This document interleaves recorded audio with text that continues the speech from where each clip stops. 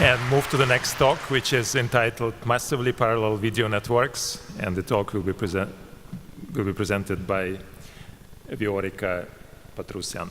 Okay, so I will present our work on parallelizing video networks, and this is joint work with Joao, Laurent, Andrew, and Simon. So, like most of you here, we are interested in designing a powerful vision system, but which is also very fast, so that we can use it in practical applications, like autonomous cars or various robotics applications, where we want our robots to be fast and interact with humans in a seamless way. Now, these are just few examples of applications of the general setting that we are actually interested in, which is the online processing mode, where you have one input video stream, so we can't do batch processing, and you have to make causal predictions, so you don't have access to future frames. Now, this setting has one strong requirement, and that is low latency. Achieving this requirement is not trivial, however, given the current video models, which, as you may know, are most of the time just image models that we apply frame by frame. And what this means, I'm showing this in this sketch, is that we just take the image model, we unroll it over time, and then we take every frame in the video and we pass it to the network to get a prediction. Now, this is a sequential operation mode in both depth and time. The latency of such a system is just the sum of the execution times of all the layers. The throughput or the output rate is just the inverse of the latency. And it's important to note that the current trend is that if we are not happy with the accuracy of the system, we increase the depth of the network. Of course, this will lead to increasing the latency. Now, there have been a lot of works in making neural networks more efficient, but they focus on either designing more efficient network modules or making the models lighter. However, we take an orthogonal approach to this works in that we want to use the large image models that we have, but just to make them faster. And actually, the question that we ask is the following: is the sequential mode optimal, or can we do better? Especially since we have strong evidence from the neuroscience that the performance of the human brain actually is largely explained by the massive parallelism that the brain uses in its computation. Another argument comes from computer processors that use pipelining strategies to enable parallel processing, because this then enables an efficient use of hardware resources that maximizes the throughput. So we propose to revisit the video processing from this point of view. And this is the framework that we propose, predictive depth parallelism, where the goals are to increase throughput, to reduce latency, and to reduce clock cycles. But due to time, I will not talk about the third. Please come to the poster to see that part. So, okay, let's see how can we increase the throughput. This is option one. It's not the option that we are using, but it's important to set the stage. So let's start with the simplest setting, where we have our network unrolled over time, and let's assume that we have one hardware device, one hardware resource. So this could be one physical GPU or a subset of GPU cores from a physical GPU. Now, what happens most of the time is that the image models are complex and they don't run in real time. What happens is that the system starts processing one frame, but before it finishes processing that one frame, there are many new frames that arrive. Now, we have two options here. One is to go in offline mode and to process all the available frames that we have. Or the other option is to just drop frames and process the latest frame available. And since I said we are interested in the online processing mode, we would just drop these frames. However, this would lead to having a low throughput, which could impact negatively the performance of the system. So now, let's take the case where we are lucky enough to have multiple hardware resources. And this could be physically separate GPUs or disjoint subsets of GPU cores on the same physical GPU. Now, what we can do is apply a round-robin scheme over the frames of the video.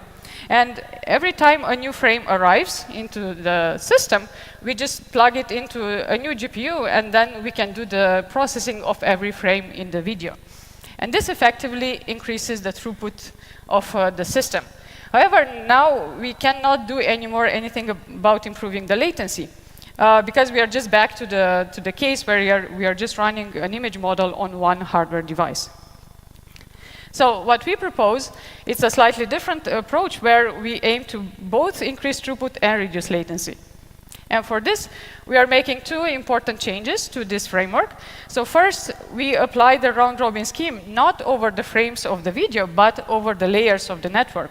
And second, we eliminate the vertical connections in the network, because it's those connections that bring computational dependencies which block our devices from working in parallel. So now what this actually means is that one layer processes one frame, passes activations to the next layer, and it can immediately start processing the new frame. So the result of this is that when we look along one time step, all the nodes in the network are actually independent, and they can all be executed in parallel. So now we have achieved the high throughput that we had in the previous scheme as well. However, of course, we just have the same latency as before. We have just rotated the graph, so we didn't gain anything. Now, let's see how can we reduce the latency. So now we put the burden on the learning part. So we modify the loss function such that we force the network to make predictions earlier. So to make predictions for frames that it didn't finish processing yet. So this is, of course, great, because now we have high throughput and low latency. However, this is now a different kind of task. So it's definitely more difficult because the network has to predict the future. So this will impact the accuracy of our system. And now we propose three mechanisms to recover at least partly this accuracy. The first one is kind of obvious. We can just use partial pipelining. So we just take our network, we divide it into subnetworks. Operations inside one subnetwork happen in a sequence as normal, but the subnetworks themselves can run in parallel. So with this, we have this high throughput and low latency. Now, and actually, this gives us a powerful tool to trade latency against accuracy. The second mechanism that we use are skip connections, but with a small modification. So we all know standard skip connections are just shortcuts between non-consecutive layers in the network.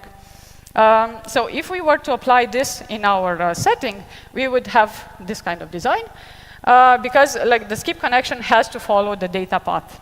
However, this does not help us with what we want to do to make the task of prediction easier. So what we can do instead is to use a temporal skip connection, where we now connect non-consecutive layers in the network, but across different data paths in the network. Because this will effectively lead to changing the data path and making it shorter, so making predicting the future task easier. And now there's another more semantic meaning to this, which is, well, more intuitive, let's say, in that we now merge fresh shallow features with old deep features. And this relates actually to the slowness principle. So take, for example, the case where we track a moving object. So the contours of this object, which are shallow features, they will vary very fast. So they need to be updated very often.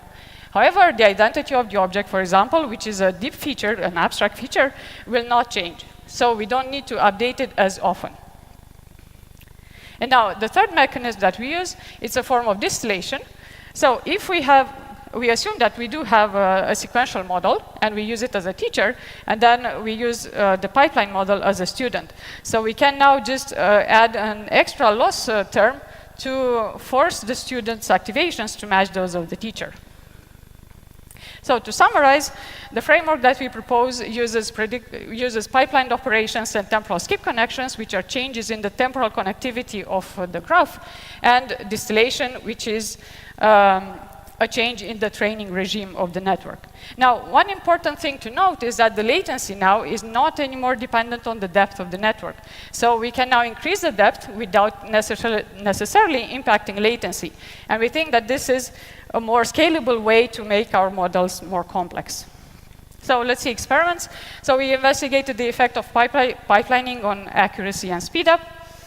We looked at two different tasks that have different requirements in terms of latency. So a slow task like action recognition, where we predict one label for the entire sequence, and a fast task, the human key point localization, where we make predictions for every frame in the video.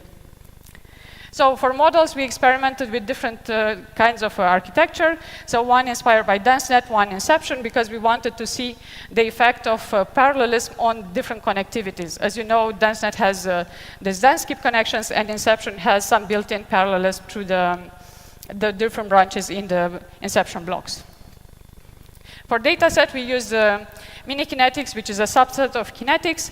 And because this data set has only action labels, we automatically generate the ground truth key points using a state-of-the-art pose estimator. Some results. So the first question that we asked, is it necessary to use the tricks that we showed for changing the connectivity of the network during training, or can we just enable this during testing? So the short answer is no. The long answer is this. So I'm showing here on the horizontal different levels of parallelism that we can enforce in our network. And on the vertical is a test loss. Here a sigmoid cross entropy, so lower is better. And I'm showing in yellow the ideal baseline, which is the sequential model. So as we increase the parallelism of the model, we would like to stay as close as possible to this line. So you can look along the red curve. When we don't train for parallelism, actually we have a bad behavior. But when we train for parallelism, we recover a lot of from the error. And very encouragingly, when we train with distillation, we can close even further the gap. So a video to show the result. On the left, you have the input video, in the middle, sequential model, and on the right, the parallel model. So the predictions of the parallel model, they lag behind a bit. However, it's quite normal since we process only 2 convolutional layers for every new frame. So we are aware that there are better pose estimators out there. However, our goal was not to beat benchmarks on pose estimation. So for action recognition, we observed the same behavior, but so I'm showing here on the left the fully sequential model. So this gives us the ideal baseline. And as we go to the right, we keep increasing the parallelism level. And we do lose from accuracy, but we recover an important chunk of it when we do distillation from the sequential model. So in terms of speed up, so what we are showing here is, again, for an increasing level of parallelism in the network, how does the throughput multiplicative factor vary when we have a variable number of devices available. So along one curve, you can see 2, 4, or 8 GPUs available. And we can see that as we increase the parallelism and the number of devices, we also increase the throughput. And we can obtain like a factor of 4. So in a graphical view, this is what it looks like. So when you have parallel resources, but you run a fully sequential model, all the GPUs are just waiting around for the other to finish in order to do its computation. Whereas when we use the fully parallel models, they can all work, all the GPUs can work in parallel. And yeah, this is way more efficient. We don't waste resources anymore. So just the takeaway, we believe this is a promising new avenue for video networks design, and there's still a lot of work to do. So please come talk to us at our poster. Thank you.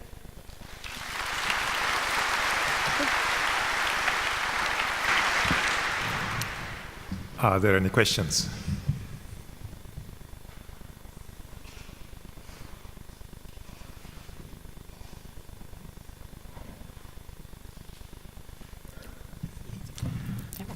I will ask one in real time.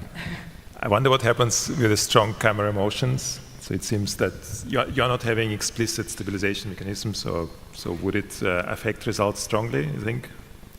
So with the if you have a strong camera motion. So yeah, I guess in our framework we are like learning, we are setting fixed update rates. So we don't learn, it's not a gating mechanism to be able to take into account the input stream to actually adapt to that. However, we believe that because we are able to output such low latency outputs, it should be able to capture fairly accurately any kind of change in the input.